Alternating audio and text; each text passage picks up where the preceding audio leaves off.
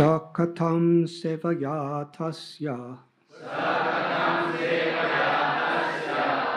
kalena jarasam gataha Prishto vartam pratibruyad Bharatu padav anusmaram Sa Uddhava Katam How Sevaya by such service Tasya his Kalena in course of time Jarasam invalidity Gata undergone Prishta asked for Bharatam message Pratibruyat just to reply Bharatu of the Lord Padau his lotus feet Anusmaran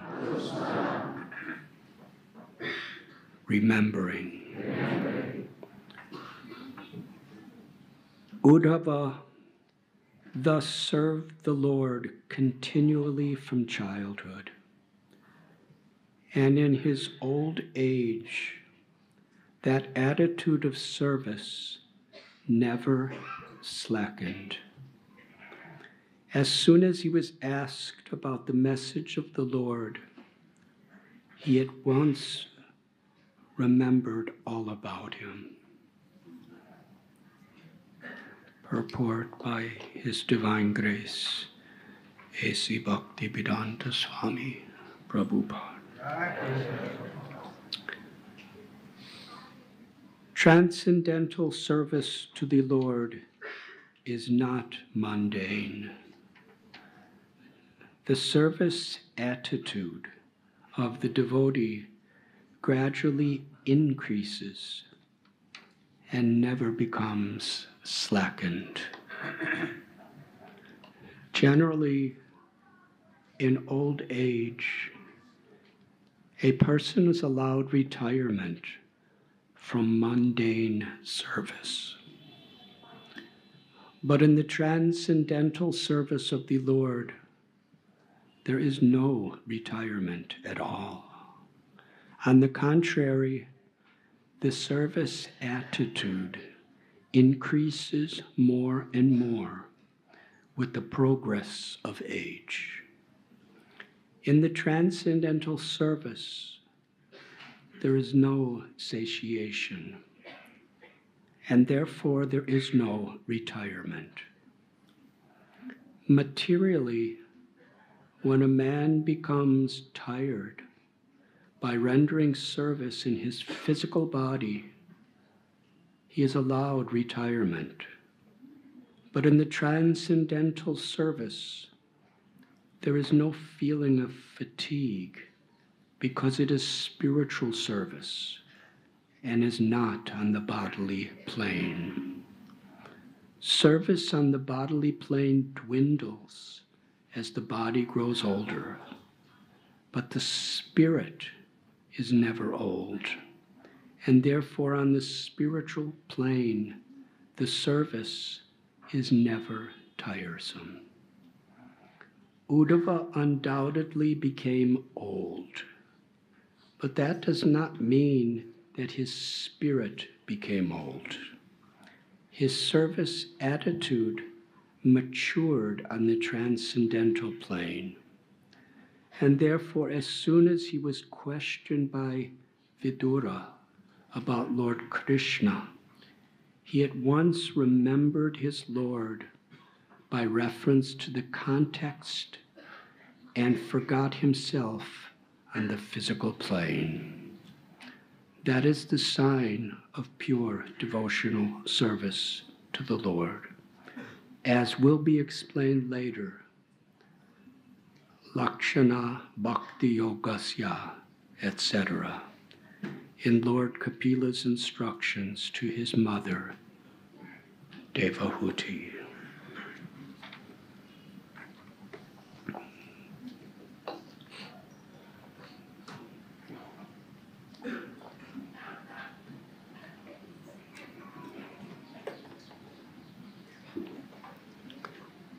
Om Akyantimidandasya Anjana Chalakaya Chakshurum Militam Jena Tasmai Sri Gurave Namaha Sri Chaitanya Manobhishtam Stapitam Yena Bhutale Swayam Rupa Kadamayam Tadati Swapadantikam Vandeham Sri Guru Sri Juta Padakamalam Sri Gurun Vaishnavanscha Sri Rupam Sagrajatam Sahakana Raghunatham Vitam Tam Sajivam Sadvaitam Savadutam Harijana Sahitam Krishna Chaitanya Devam Sri Radha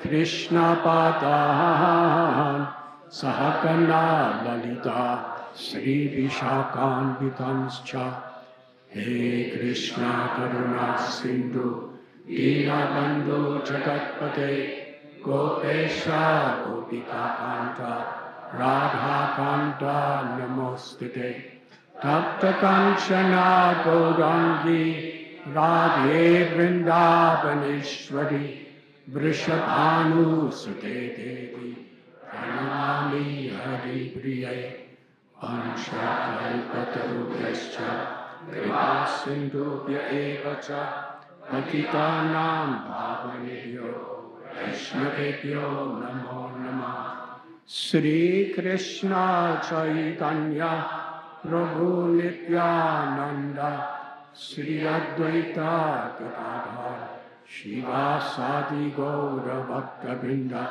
Hare Krishna Krishna Krishna Hare Hare Hare Rama Rama Rama Hare Krishna Krishna Krishna Hare Hare Hare Rama Rama Rama Hare Hare Hare Krishna Krishna Krishna Hare Hare Hare Rama Rama Rama Hare Hare.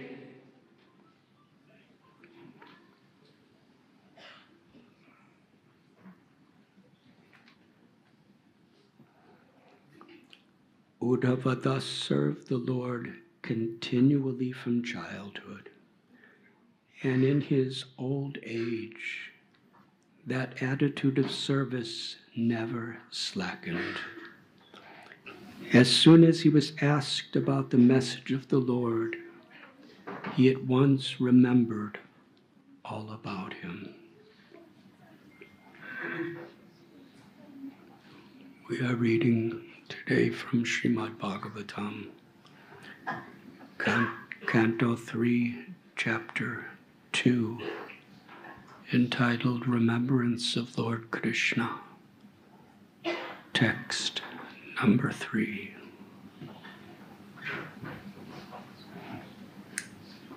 On behalf of our whole community, we welcome Her Grace Dina Tarini Devi, one of the truly senior, exalted, pure devotional servants of His Divine Grace Srila Prabhupada.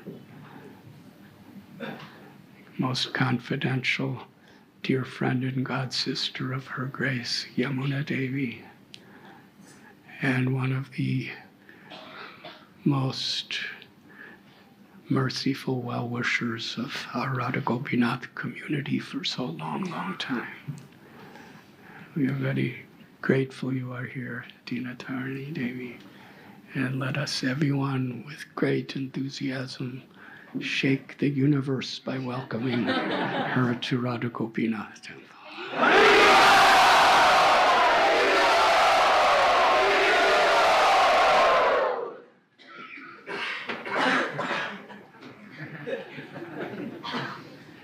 And we also have His Grace Shrutakirti Prabhu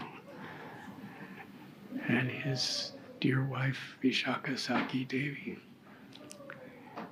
Shrutakirti Prabhu,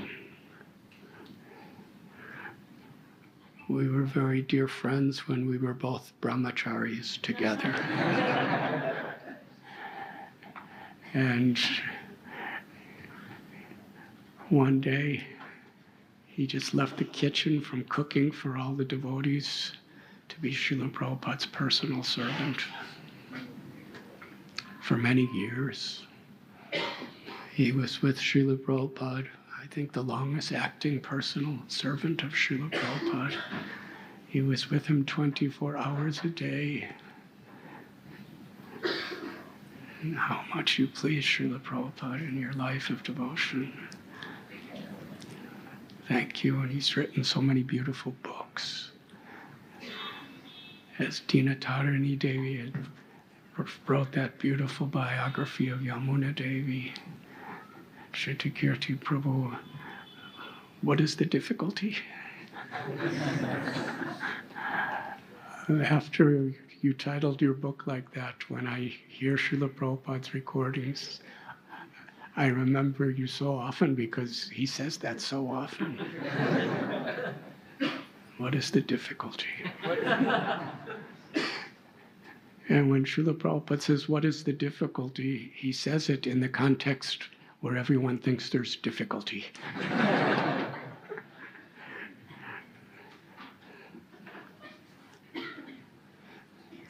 Krishna consciousness is simple. We turn to Krishna to please Krishna. And that's the success, purpose of life. So what is the difficulty? Srila Prabhupada describes in World War II when Calcutta was being bombed and people were running to bomb shelters. Srila Prabhupada was cooking for Krishna. What is the difficulty?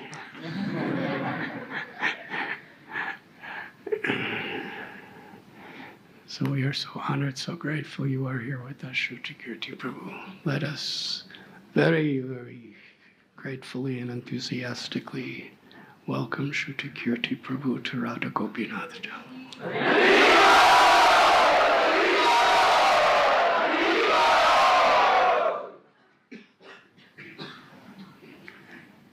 And we welcome everyone. Let us very enthusiastically, you can welcome everyone except yourself by loudly chanting Hari.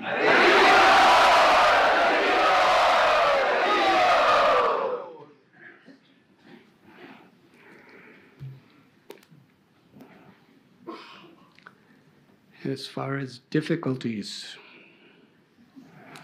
this particular chapter of Srimad Bhagavatam is revealing most intimate, deep secrets of spirituality and knowledge in the presence of great difficulty. In previous chapters, we read of Vidura. He was actually the most qualified person to be the emperor of the world. But because of some social technicality, he couldn't. Pandu became the emperor. He had 5 sons, the Pandavas. Dhritarashtra, the elder brother, he was blind, so he could not take that service at that time. But when Pandu passed away, Dhritarashtra, the uncle of Pandavas, was meant just to take that position until Yudhishthira Maharaj grew old enough to do it himself, because he was a child.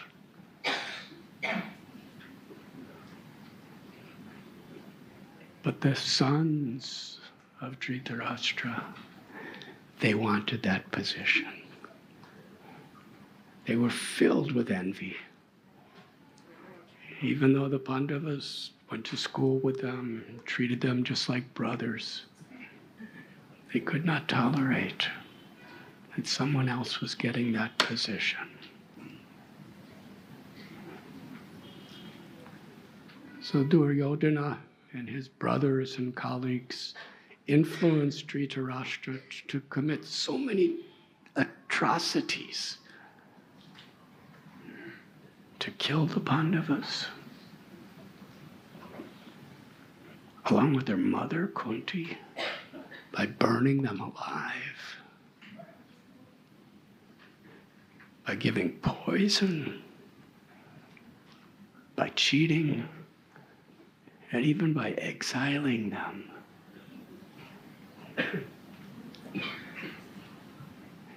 And throughout the whole situation, Vidura, the brother of Dhritarashtra, was accepted as the most important consultant and minister to give advice to Dhritarashtra.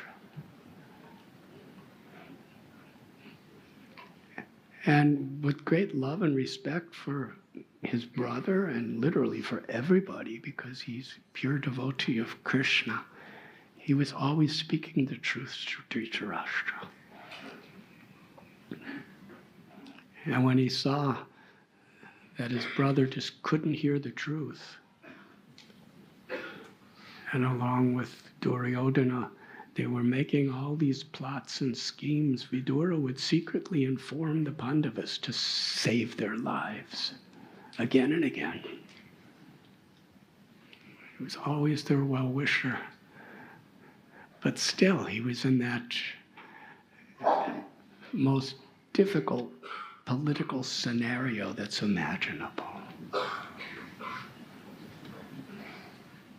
And after the Pandavas were in the forest, I believe for 13 years, and their exile was over, and Srila Prabhupada describes in purport of summary, Yudhishthira Maharaj, Arjuna, they sent Krishna as a messenger to try to negotiate something that actually wasn't at all fair in favor of the Pandavas. With all humility, Yudhishthira Maharaj requested, just give us 5 villages. You rule the rest of the planet. And they sent Krishna, the Supreme Personality of Godhead, to Dhritarashtra with this message.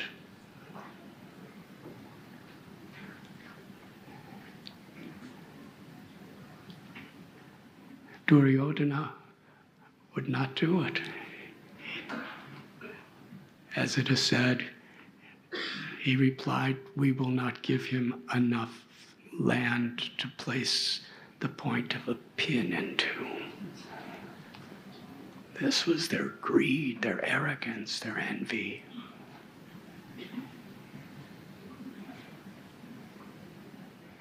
And it was because of this that the Battle of Kurukshetra became inevitable. Vidura is a pure devotee of Krishna. He knows Krishna is the supreme absolute truth, the personality of God, Parabrahman, the supreme Brahman. But by his will, everything within the cosmic manifestation, all universes, all species of life, everything is created simply by the will of God. And by his will, everything is annihilated. And by his mercy alone could anything survive and be maintained. And beyond this material world where destruction and death are inevitable by the power of time, is the all-pervading Brahman, the eternal light, which is the radiance of the effulgence of the Supreme Lord. And beyond Brahman is the Vaikunthas, the spiritual planets, where everything is Satchit Ananda, eternal, full of knowledge, full of bliss, where the highest revelations of eternal truth are forever manifested in the Leela, or the pastimes of love between the Supreme Lord and the devotees of the Lord. And of all the Vaikunthas, there is Goloka, the abode of Sri Radha Gopinath, where the fullest, most complete, confidential, intimate pastimes of love are taking place. In Shantaras, Dasyaras, Sakyaras, Vatsalyaras, and Madhuryaras. Vidura knows these things. It is this Krishna, the source of Narayan, whose expansion is Mahavishnu, Garbhodakshai Vishnu, whose expansion is the Paramatma, the all-knowing Lord within everyone's heart. He's taking the role of the messenger of Yudhishthira Maharaj. Later on, he takes the role of the charioteer of Arjuna. Yudhishthira Maharaj is instructing Krishna. If anybody could create this basic ideal of morality and convince Dhritarashtra, it's Krishna.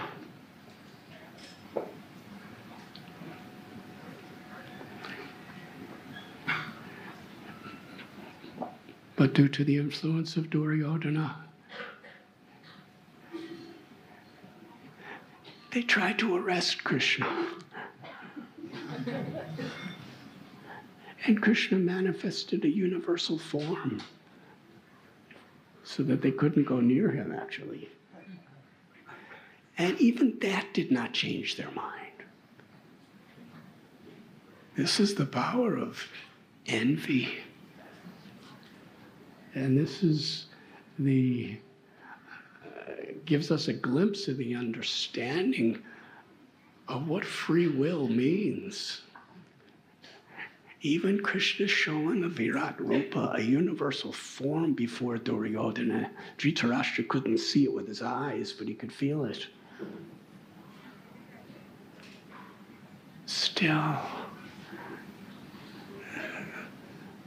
they thought they were right. And now Vidura, he understands, it's my last chance of helping my brother. For most of us, after years of seeing such cruelty and dishonesty and manipulation, he would have left that place. But Vidura was he wasn't just dutiful, he was merciful. This was an extension of his love for Krishna. He had no material attachments to being there. But he stayed because he loved his brother Dhritarashtra, and he loved his nephews, the Kurus, and he loved the Pandavas. He wanted to see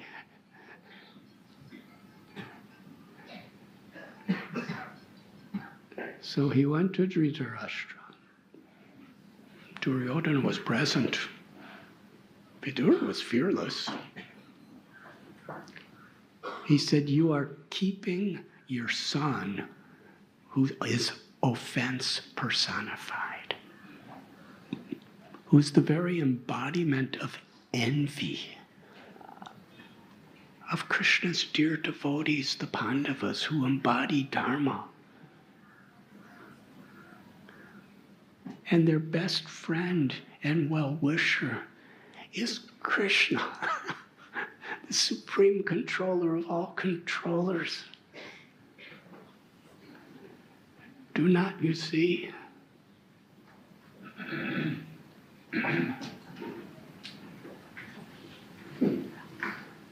What will be the destiny of our whole dynasty if we fight against those who are being protected intimately by Krishna?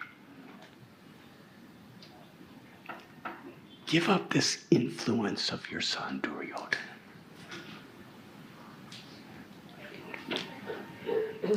Dhritarashtra was silent. Duryodhana, like a venomous snake that was just trampled upon, became overwhelmed with anger. He shouted at his well-wishing uncle, Vidura. First he insulted him by calling him the son of a kept mistress.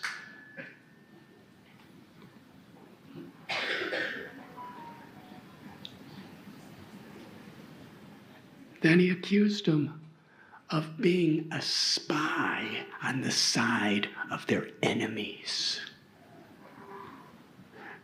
And he accused him of going against the very people, meaning him, his father, who have fed him and provided everything for him throughout his life.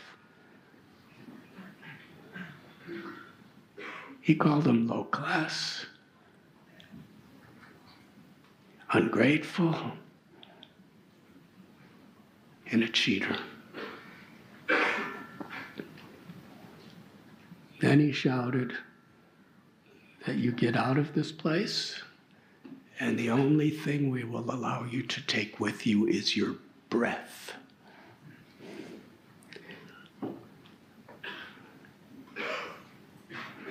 Now Dhritarashtra knew that Vidura was his very best well-wisher in this world.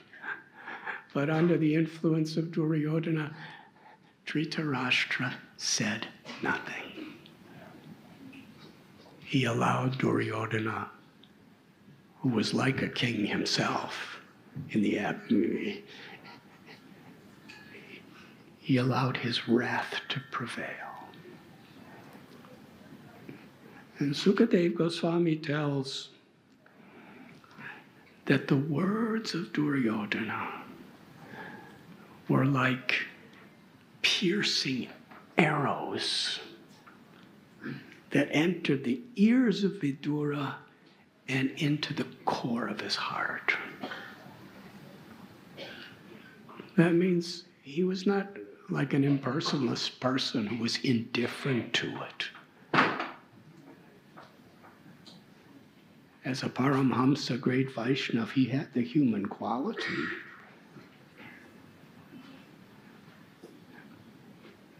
What was his transcendence? What was his pure devotion?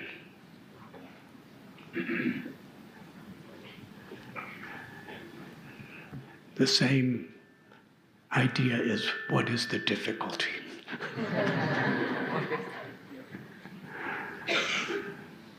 Yes, he was pierced. Yes, he was being betrayed. Yes, a person he loved and he was trying to help was trying to destroy him. And his own brother was just allowing it to be. He could have said something. He said nothing. Vidura understood this very painful situation to be an opportunity to go on pilgrimage, to be relieved of this dharma of dealing with all of this complexities in politics and envy.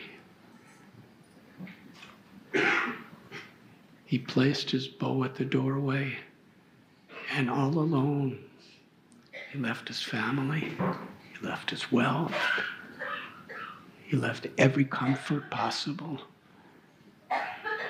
and just entered the forest and traveled. You know, we went on a yatra for about 10 days. He went on a yatra for years and years and years, alone. He traveled to various holy places. He traveled to Ayodhya, Mathura, Dwarka. Srila Prabhupada gives those names. He went into the forests, just holy place and holy place, totally absorbed in remembering Krishna, chanting Krishna's holy names.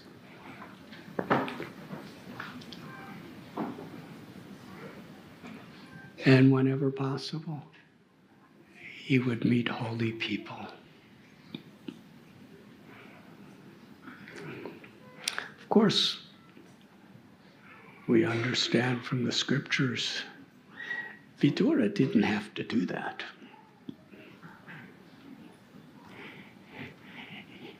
He's actually Yamaraj.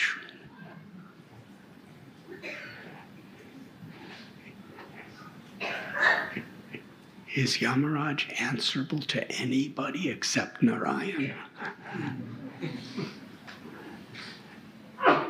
Yamaraj has whole armies of Yamadutas ready to do anything he says. Yet that Yamaraj, he was cursed to take birth in a low family.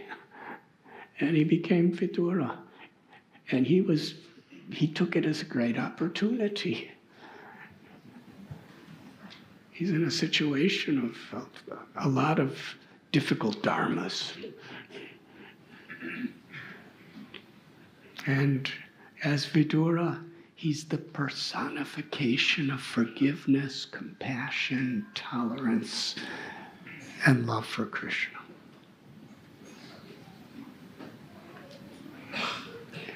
When he reached Prabhas Kshetra, he heard the story of the Battle of Kurukshetra, which took place, and what the results were. The entire Kuru dynasty was annihilated. And practically only the Pandavas and a few others survived out of millions and millions of people.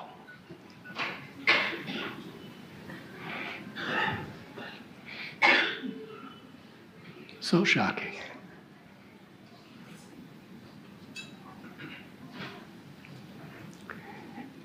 And Krishna had already left the world.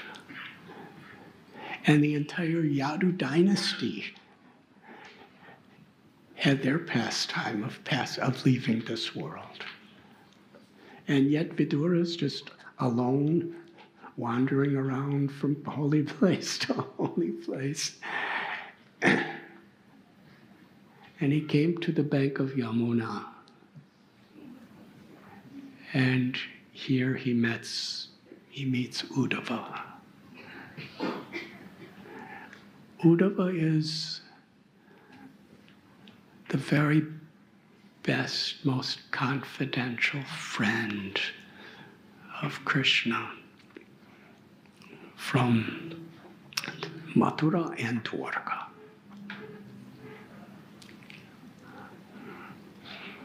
We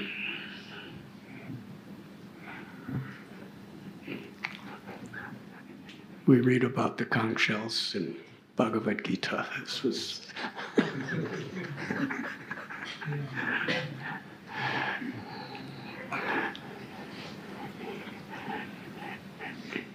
in honor to respect all the devotees. Of course, if he would have blown it more loudly, it would have woke a lot of you up.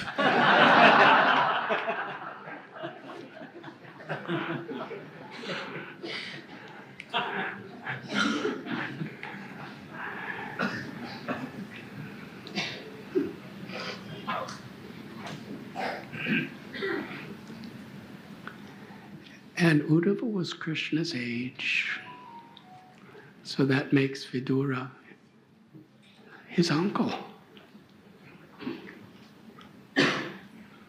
Uddhava was Krishna's cousin brother.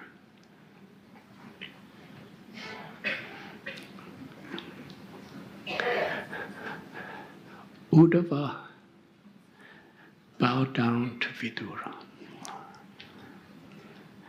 And Vidura lifted him up and embraced him. And they sat along the Yamuna River. And Vidura is asking Uddhava about Krishna and Vasudeva and Devaki and all the devotees of Krishna and all the relatives of the Yadu dynasty and about the Pandavas, everything. And it's very interesting because Srila Prabhupada writes in a purport that Vidura had already heard news, but it was so shocking to him. He said, Vidura asking about the welfare of all these people was psychological, not practical. Those are Srila Prabhupada's words. Because in many ways, bhakti is psychological. Of course, Prabhupada wanted us to be practical in our service, but now we're talking about the bhava, the loving emotions within his heart.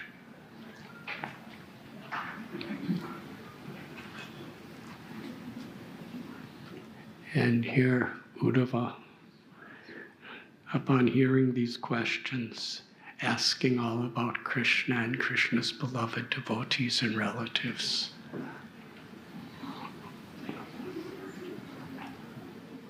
Uddhava enters into a state of ecstatic silence.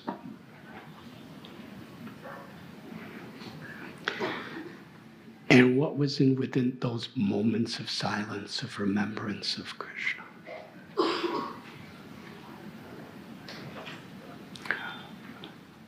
Uddhava was such a dear, confidential friend of Krishna. They ate together. They sometimes rested next to each other.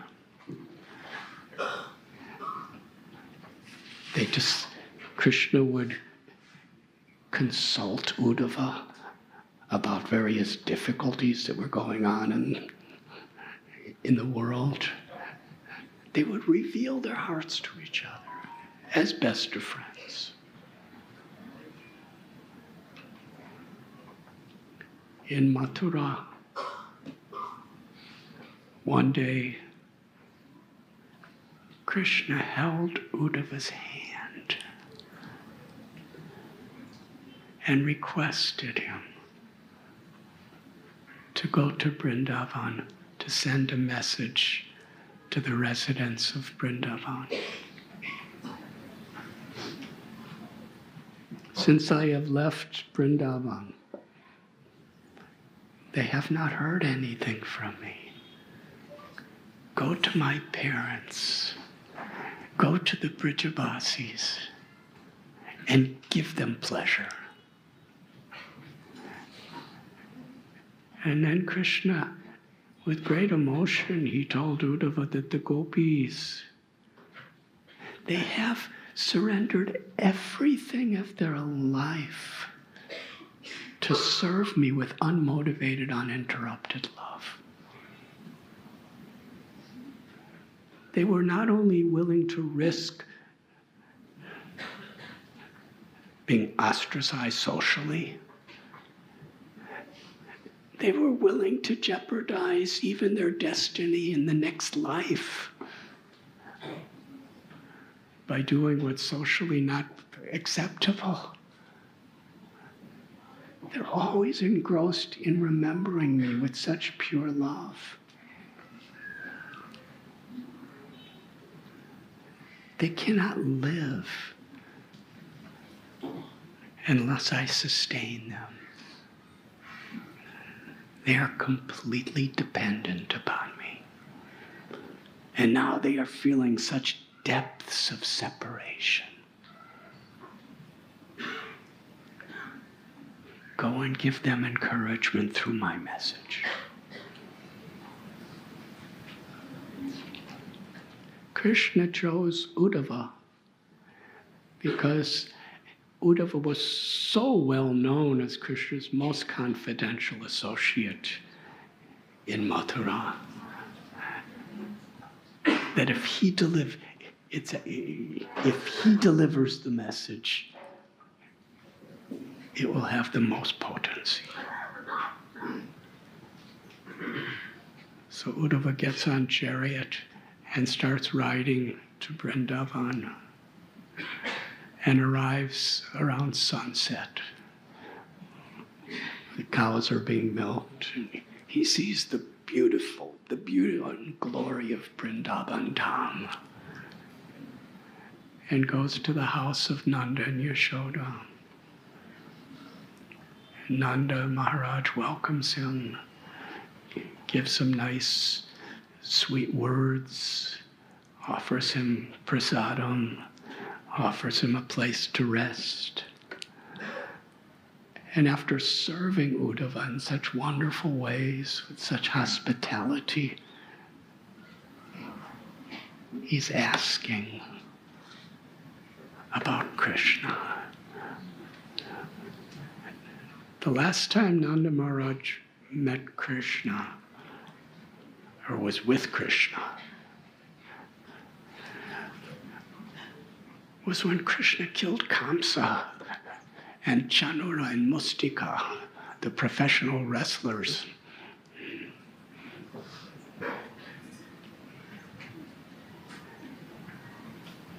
He was there when Krishna broke that mighty bow in the arena. And Nanda Maharaj had to return home under Krishna's order without him. So Nanda Maharaj is expressing his great love for Krishna and how he's missing Krishna. Does Krishna ever remember us?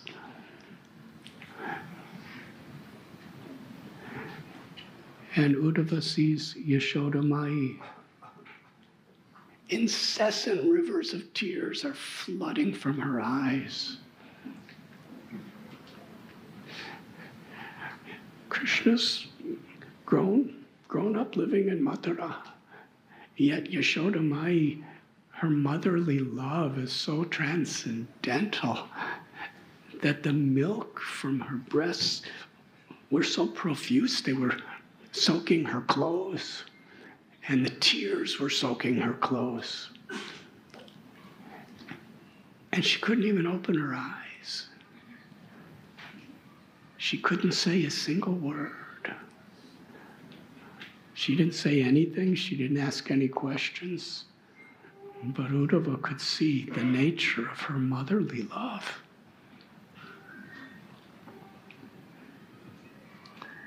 And the next morning, when the gopis saw the chariot, it is said, actually, that night, Uddhava was telling Nanda Maharaj that you and Yashoda are the most fortunate.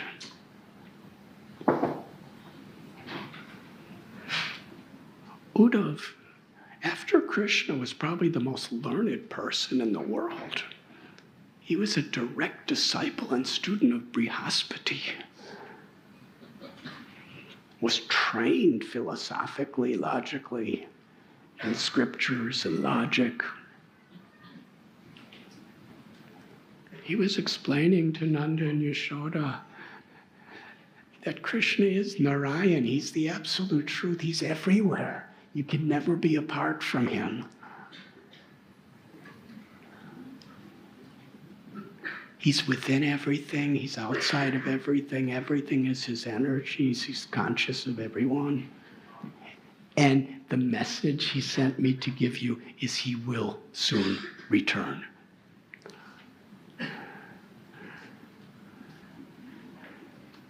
Krishna told Uddhava before that journey that the only reason the gopis are alive is because I promised them I would return. And because I promised them I would return,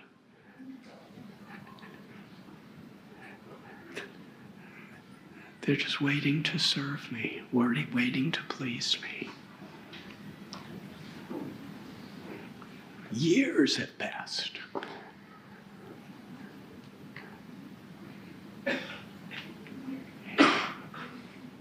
With my message, give them comfort. So the next day, the gopis, understanding that Uddhava had come with a message, they brought him to a secluded place and began inquiring about Krishna and revealing their transcendental, pure, and supreme love. And there is that historic conversation where Srimati Radharani is talking to a bee.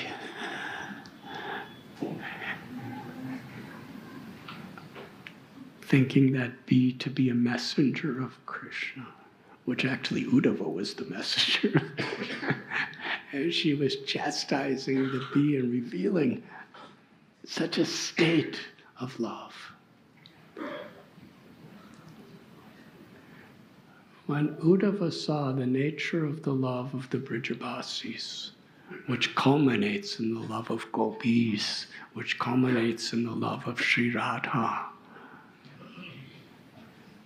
he realized that these gopis are so simple. Uddhava understood Krishna not only as a best friend, but also philosophically, with knowledge of all Vedic truths, that he's the supreme truth himself. He's Brahman, he's Paramatma, he's Bhagavan.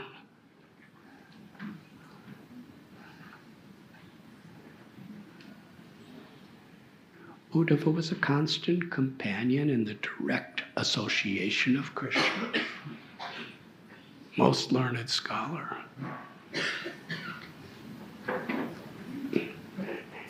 Even Krishna would consult him like a teacher. And yet, Uddhava, seeing the spontaneous simplicity of the gopis' love, they didn't appear to be scholars. He was a royal prince. They were just cleaning houses and milking cows, making garlands.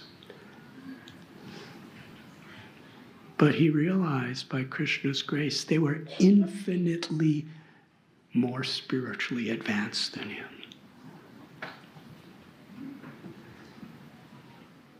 And he had no material desires. He was beyond liberation. He was Krishna's best friend in pure, unmotivated, uninterrupted love.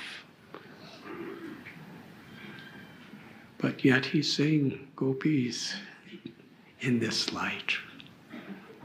And there in Vrindavan, He actually wanted to surrender to the gopis and take dust from their lotus feet. But he didn't want to displease them, because they're simple cowherd girls and he's a royal Yadu prince. So out of respect for gopis, supreme exalted position, he prays to be a blade of grass in Vrindavan, near Govardhan, with the hope that the gopis may step upon him with their feet. And if he gets the dust of their feet, that association, he would have the opportunity to serve them. It's not that Uddhava was praying to become a gopi. Some of us, we want to be gopis. And what is our realization? What is our egos? What is our material attachments? Uddhava wasn't praying to be a gopi. He was praying to honor and serve the gopis as a piece of grass under their feet, so that he could actually serve them. Sri Chaitanya Mahaprabhu, he prayed Gopi Bhartur Padakamalayur Dasa Dasa Dasanudas. He's Krishna in the mood of Sri Radha, teaching us how to love, how to please Krishna.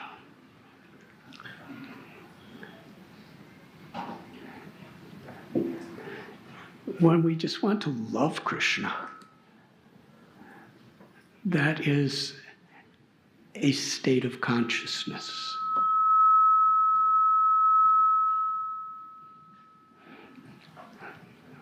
But a higher level of consciousness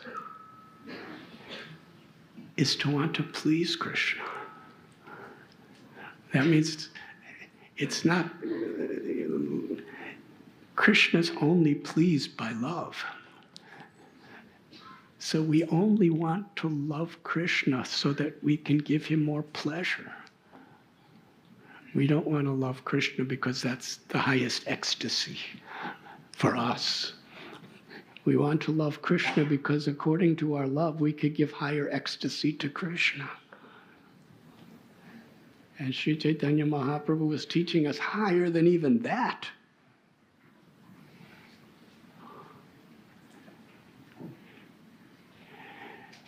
Is want to give pleasure to the servants of the servants of the servants of Krishna, because that pleases Krishna even more than serving him directly.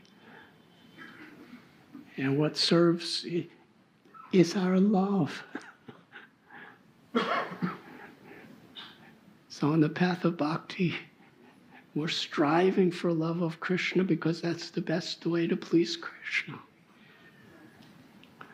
And there is a whole science. Gopi Bhartur Padakamalayora Das Das Anu Das. I want to be the servant of the servant of the servant of Lord of Gopis. And Uddhava, he completely realized this. Not only in sentiment, but he actually became a blade of grass. He's still there. Near the Uddhava Kund and Kusum Sarovar of Govardhan.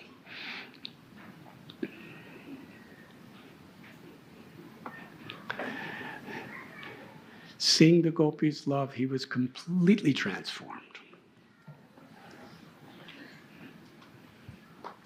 He considered all his knowledge was absolutely insignificant compared to the simplicity of the pure surrender of the gopis.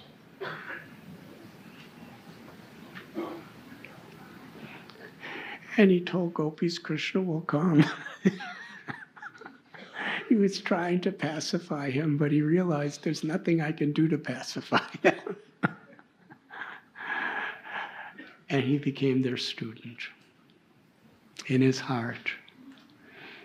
And when he returned to Krishna, he realized and expressed in Mathura that you sent me there to learn from gopis. I was thinking I was going to teach them something, but I became their student.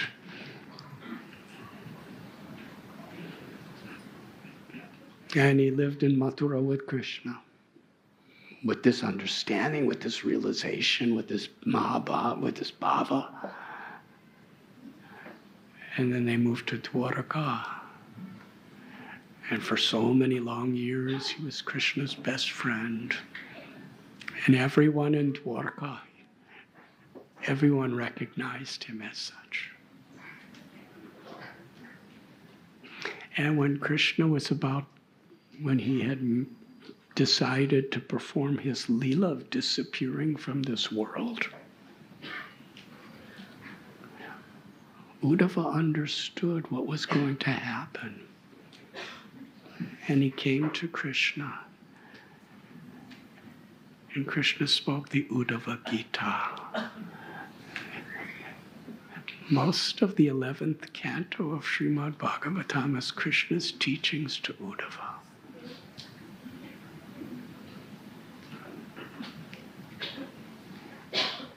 It's interesting, the Bhagavad Gita was spoken to Arjuna, who was Krishna's cousin brother, at a time when Arjuna was in total desperation. Between the two armies of Kurus and Pandavas,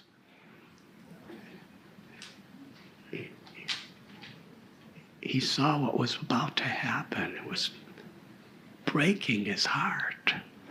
And he was so confused. What am I supposed to do? I can't be part of this.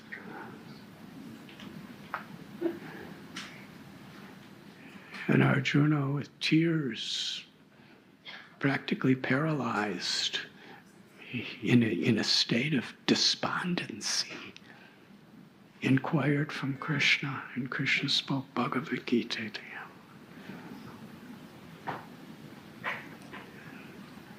him. Here, what is Uddhava's condition?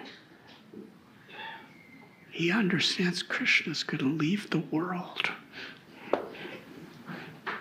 The whole Yadu dynasty, all his relatives, everything finished.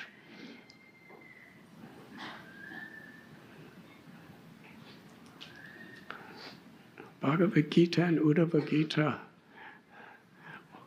were in the most difficult times. But from Krishna's perspective, what is the difficulty?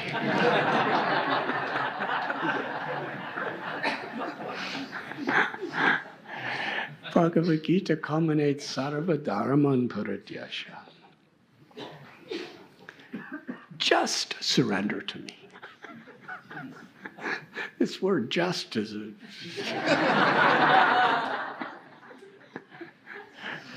not like as the supreme absolute truth, I order you to surrender to me. It just says, just surrender to me. I will relieve you of all reactions, of all sins. Do not fear. How could you not fear when you're about to be in a situation where he had to fight his grandfather and his teacher and so many things and see so many people die? And here Krishna's telling Uddhava, the Yadu dynasty, all your friends, all your relatives are finished. I'm going to leave the world, but I want you to stay. What is the difficulty? And Krishna spoke Uddhava Gita and described the real spirit of renunciation, the real spirit of the deepest, highest knowledge, which culminates in pure, unmotivated, uninterrupted, ecstatic love and service. When we actually, by the mercy of Krishna, we begin to understand the glory of prema bhakti, then natanam na janam na sundarim kavitam va jagadisha kamaye mama janmanishwari bhavatat bhakti rohita kitvai. Sri Chaitanya Mahaprabhu. It's just the 4th verse of Shikshastakam, leading to the higher realms of bhakti.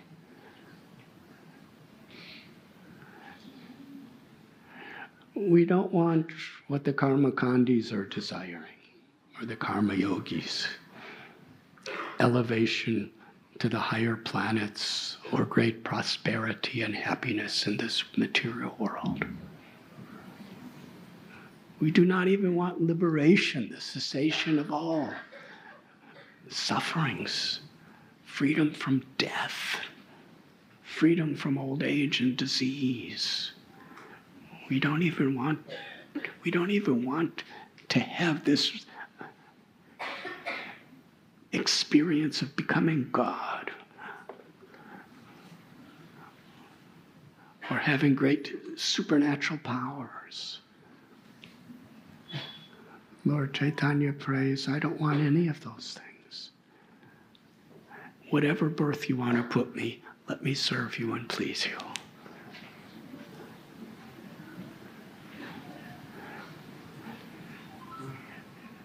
When we understand what prema bhakti is, even if we're not on that platform, we don't become distracted by all of these other things.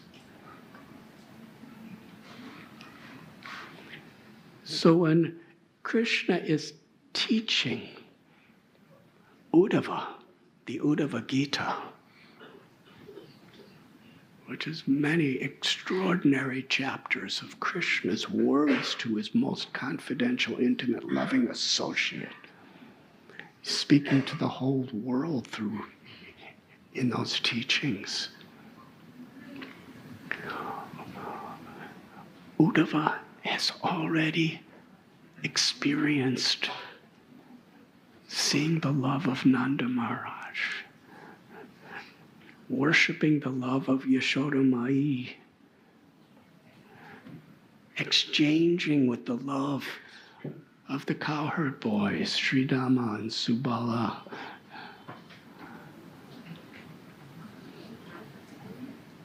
And actually experienced the gopis pouring out the innermost confidential love of their heart. And seeing Srimati Radharani in that highest stage of love.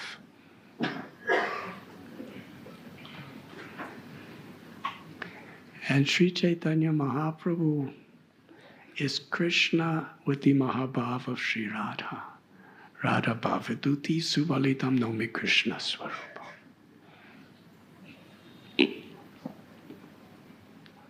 And many times in Sri Chaitanya Charitamrita, when Sri Chaitanya Mahaprabhu is in Gambhira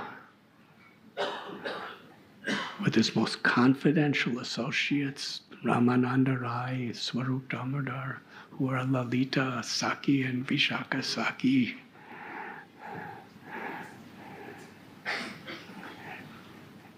and he's in this viraha bhava, love of separation, the highest revelation of the highest love of the highest lover, Srimati Radharani. It is described that Lord Chaitanya was in the Mahabhav mood of Srimati Radharani when she was in the forest speaking to Uddhava, in the presence of Uddhava.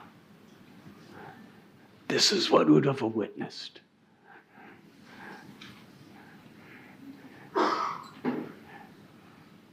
And And now Krishna is speaking Uddhava Gita to him.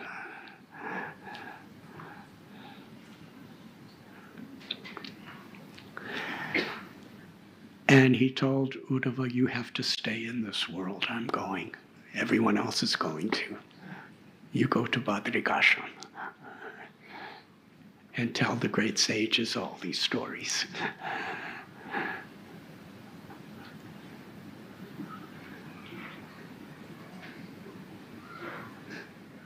And then Krishna leaves. And Uddhava's walking.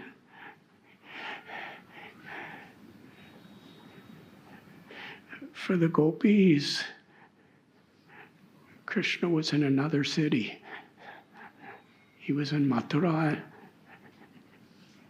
And this was their love and separation, viraha. For Uddhava, who's a student of gopis, Krishna wasn't just in another city. He left the world. He disappeared. What was his state of viraha? So when Vidura is, Vidura's like the age of Uddhava's father. He's inquiring from Uddhava. And Uddhava, remembering Krishna, he entered into a state of silence for just some moments. And when Vidura saw his condition, he understood this is the highest levels of ecstatic love and of Krishna. And then Uddhava, what is that beautiful verse?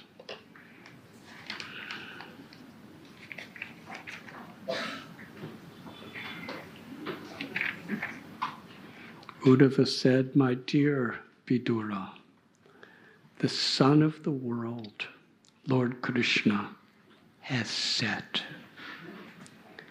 And our house has now been swallowed by the great snake of time. What can I say to you about our welfare? The universe, this universe and all of its planets is most unfortunate. And even more unfortunate are the members of the Yadu dynasty, because they could not identify Lord Hari as the Supreme Personality of Godhead, any more than a fish could identify the moon. And then Uddhava begins to remember Krishna, his relationship with Krishna, Krishna's pastimes in Dwarka and Mathura, Krishna's pastimes in Vrindavan.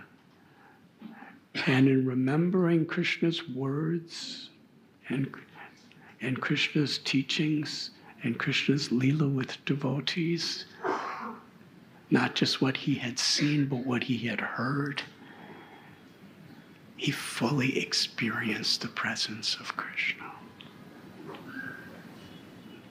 And previous to this in Srimad Bhagavatam, when Yudhisthira Maharaj sees Arjuna coming back from Dwarka, and Arjuna tells Yudhisthira, Krishna has left the world. Arjuna was completely, totally bereft. But when he began to remember Krishna in separation, he became fully enlivened to experience Krishna's presence.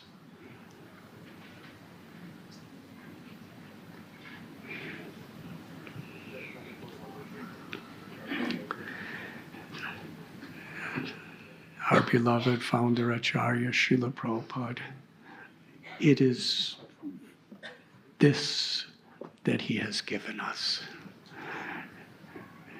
He's not just giving us a yoga practice. He's not just giving us knowledge of the truth. He's not only giving us pure bhakti, He's given us this revelation.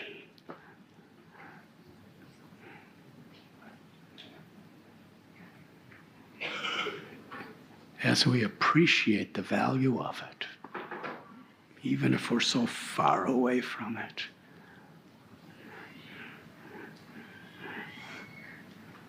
we can receive this gift. And the association of devotees is the method by which Krishna gives us to become absorbed in remembering Krishna. Arjuna is revived by remembering Krishna in the presence of Yudhishthira Maharaj.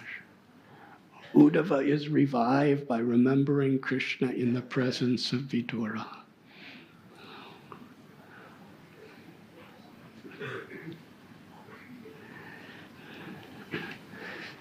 To get back to today's verse.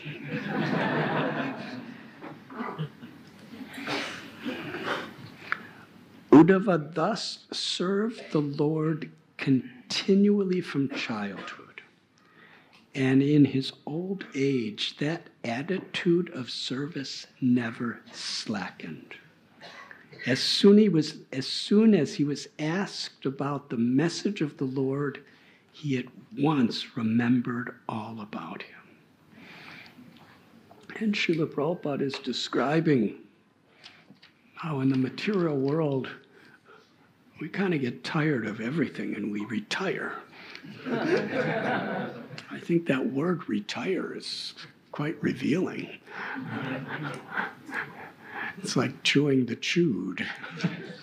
Puna punas charvata charvatanam. We try to enjoy and then we try to enjoy it again, and birth after birth after birth. We're basically enjoying the same material experiences, whether we're insects or reptiles or birds or animals or whatever it may be, eating, sleeping, mating, defending. And as human beings, we try to enjoy it by putting sophistication and all kinds of psychological, psychiatric importance to it. But it's all temporary and it's all insufficient. But still, because we don't have something higher to aspire for, we keep chewing that which has already been chewed. And we get tired of it. So in the material world, when you get tired of something, kind of bored with it, and take it for granted and all that, then we try to repackage it. The substance is no different.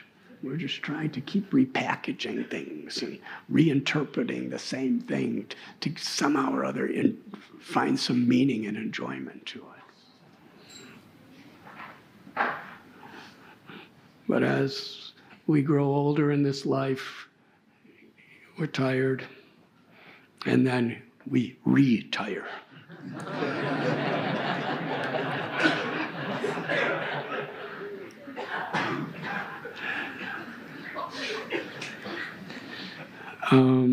Yeah.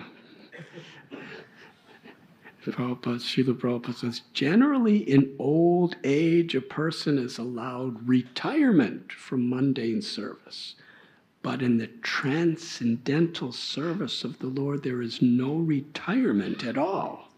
On the contrary, and this is important, the service attitude increases more and more with the progress of age.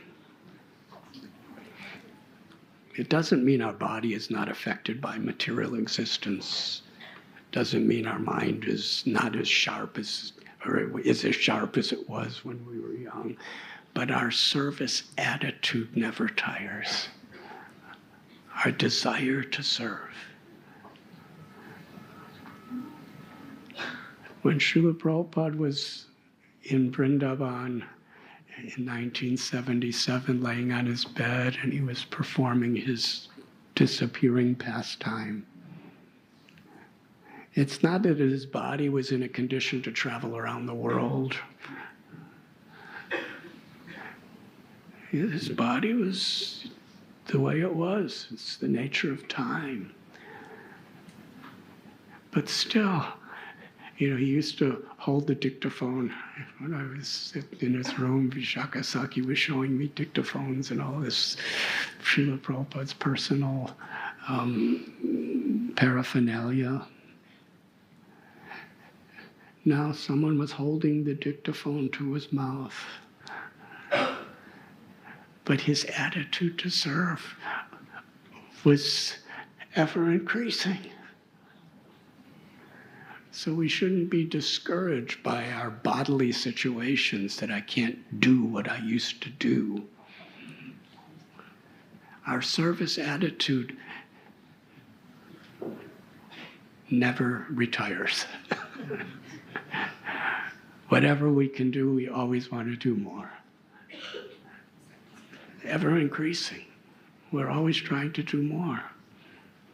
And in a humble spirit, yes, we're under the laws of time, physically. But the spirit of a devotee's desire to love Krishna is beyond time. The nature of the soul is nahanyate hanyamane siddhide. It's forever.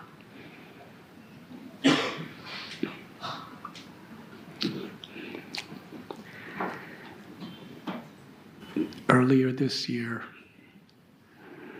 His Holiness Gopal Krishna Goswami Maharaj was taken from our physical presence by Srila Prabhupada's will. Such an example he will forever be of one who never retired. And of course, by Srila Prabhupada's mercy, we still have in our presence His Holiness Srila Jaipatak Swami Maharaj. And these two personalities, their desire to serve, their attitude to serve, nothing could. What is the difficulty?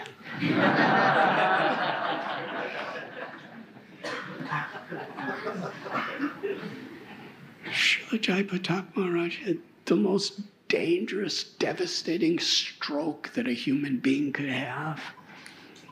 And he had so many,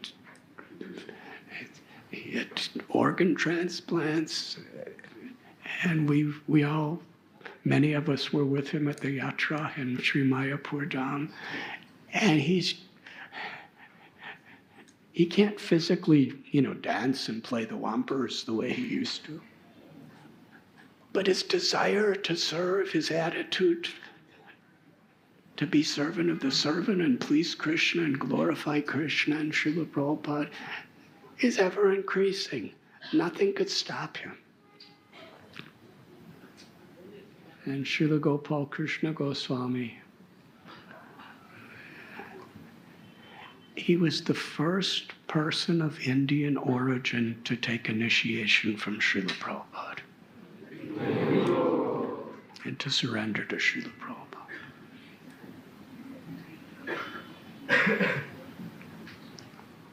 He met Srila Prabhupada in a bowling alley that was converted into a temple in Montreal. He had bachelor's degree, he had master's degree, McGill University, Paris. He was very learned. He was working for one of the most successful international corporations on the planet in a managerial role. And yet, upon seeing Srila Prabhupada's authentic love for Krishna and his knowledge of the highest truths in his presentation, Gopal Krishna Maharaj just wanted to serve those who were assisting Srila Prabhupada. people who were younger than him, less educated, who had no income. He was bowing down to them and serving them. Why? Because that's how he honored Srila Prabhupada.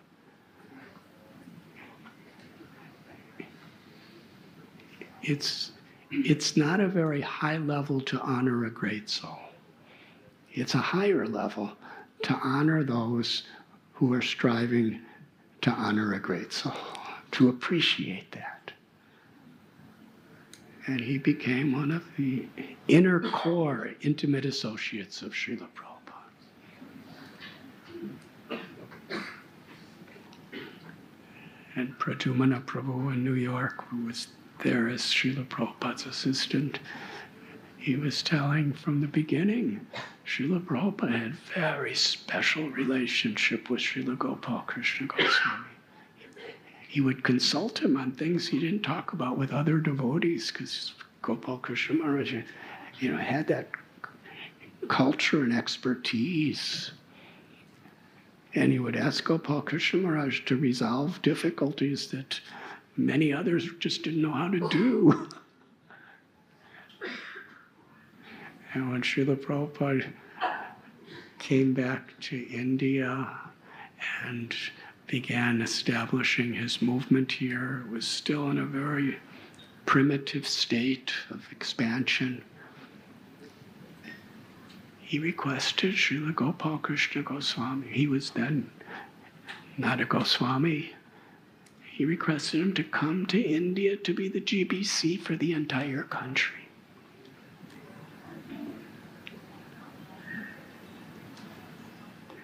And at that time, the book distribution in India was very small. The main preaching in India was life membership to a large extent. And Srila Prabhupada was trying to establish temples here. He put so much effort in Radha Ras Bihari Temple, and Krishna Balaram Temple in Vrindavan. Shruti Kirti Prabhu was always reminding us that next year is the 50th anniversary of the installation of Krishna Balaram. Radha Shyam Sundar Gaurnitai.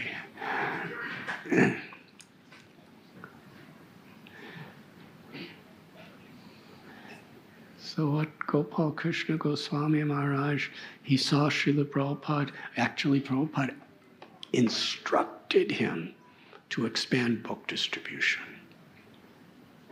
and to publish more books and translate more books into different languages. And he took that as his life, his soul, and never retired.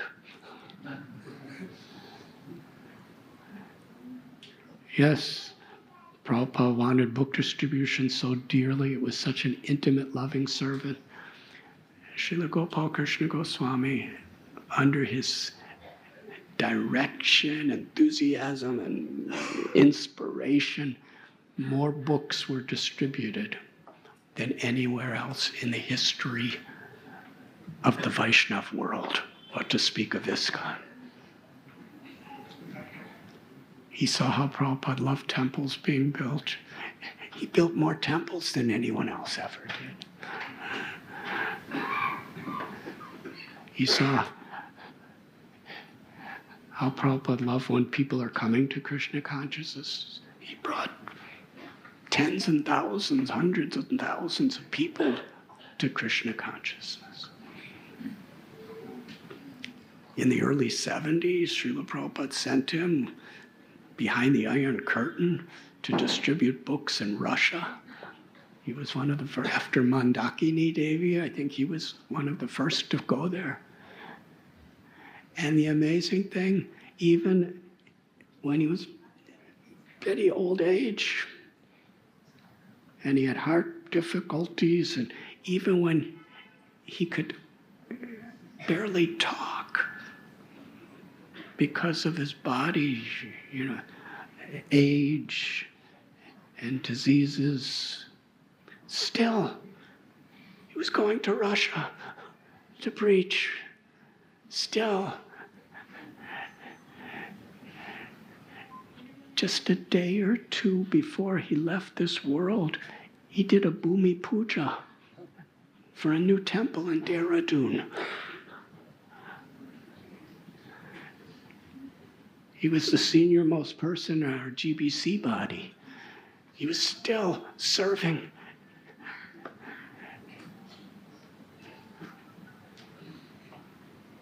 He was the chairman of the bureau to his last breath.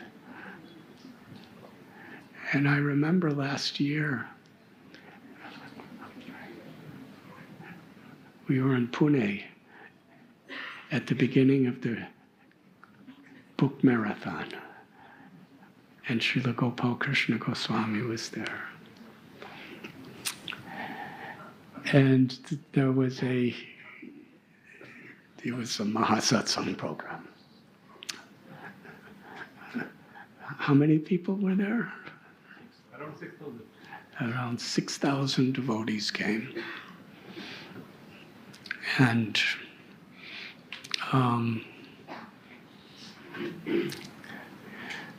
I remember it was advertised that we were both, Gopal Krishna Goswami was going to speak and I was going to speak.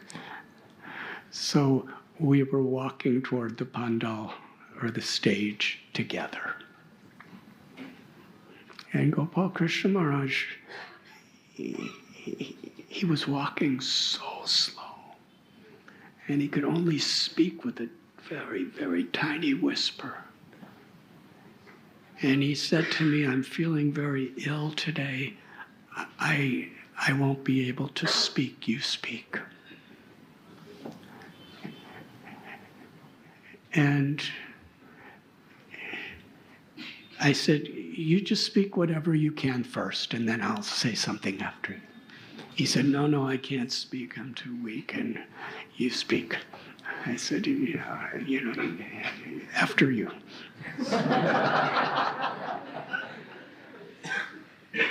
And two devotees had to help him go up the steps to the stage. And he sat down. And how long did he speak for? Almost 50 minutes. In 50 minutes, 1 hour. 50. He spoke for 1 hour. And he was telling so many leelas. But the main emphasis of his speech was book distribution, because it was the beginning of the book distribution marathon. And how many books did he instruct everyone to distribute in that month? 7 lakhs. 7 lakhs. And what did you do the year before? 6 lakhs. Okay.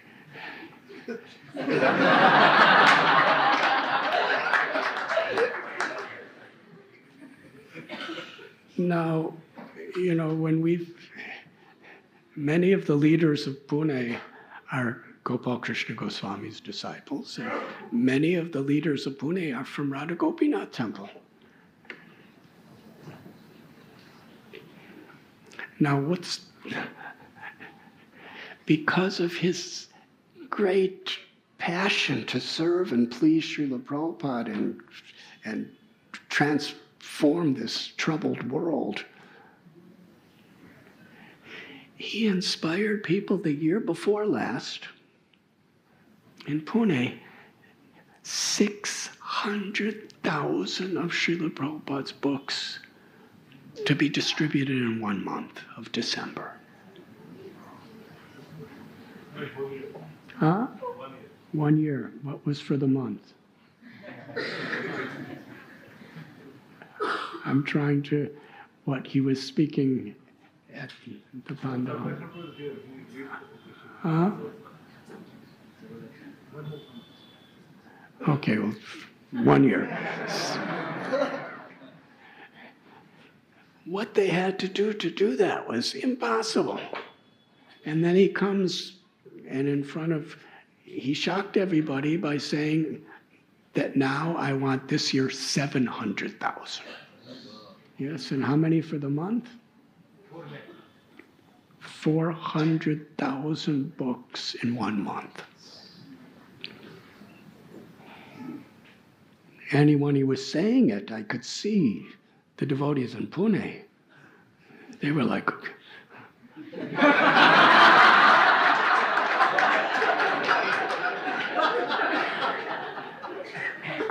on one level, I could see in their eyes,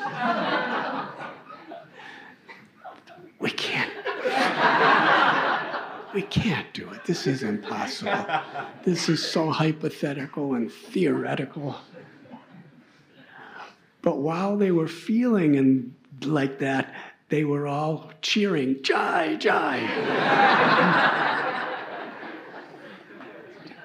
Just to make them happy. We were all witnessing just such an absolute transformation. His desire infused everyone's hearts. And how many did you distribute in December of last year? Last year, 4 lakh plus. They did over 400,000 books.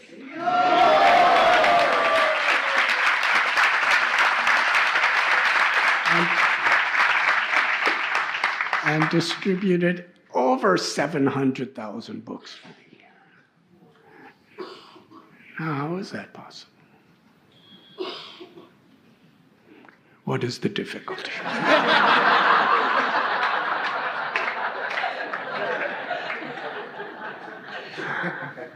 Huh? I should have brought some of my books.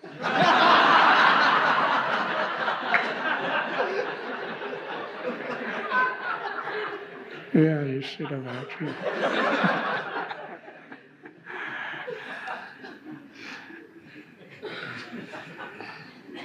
Srila Prabhupada talked about prasadam distribution, and Srila Gopal Krishna Goswami Maharaj, more than anyone in our history, distributed more plates of prasadam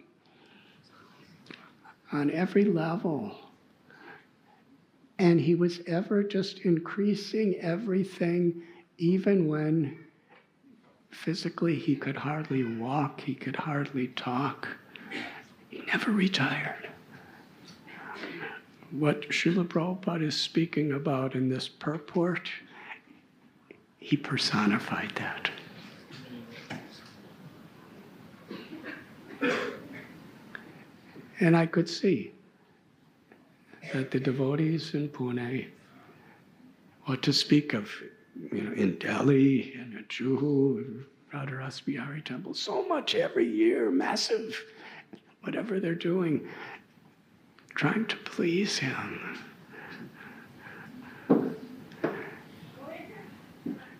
And he was so important in all of our lives.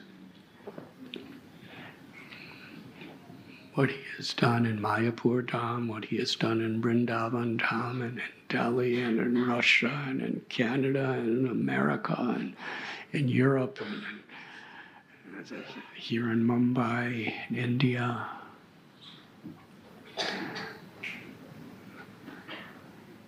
So today's class is just an introduction to my appeal.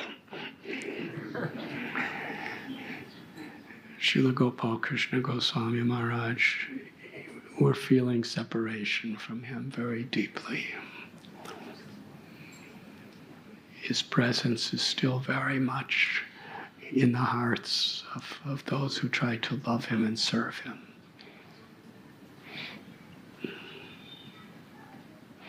But this year is the only year in the history of this world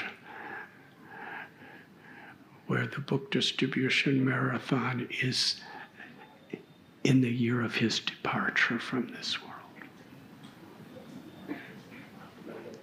In gratitude to him, in honor of him, it is my sincere request that Sri Radha Gopinath Temple and all of our satellites, that we put everything we have possible to fulfill his wish and distribute more books than we ever did before.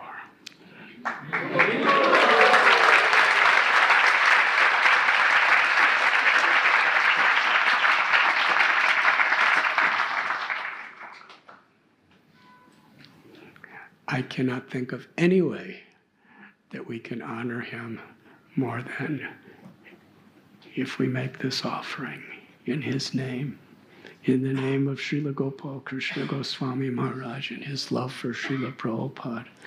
We are dedicating this December book distribution marathon and our appeal, because what I saw in Pune was, and actually everywhere he goes, was like, seemed impossible.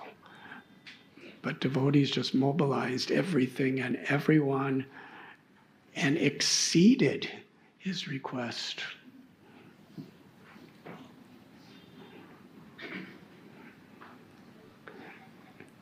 So let us offer our gratitude and our honor to this very confidential, loving servant of Srila Prabhupada by taking this sankalpa today to do everything we can to distribute Srila Prabhupada's books during this month. In his honor, more than we ever did before, we should strive to do.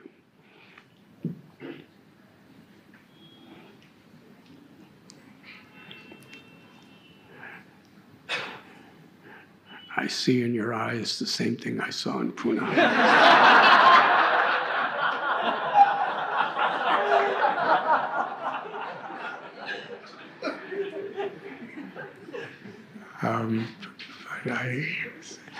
But in honor of Gopal Krishna Goswami, let us all say Hari Bol.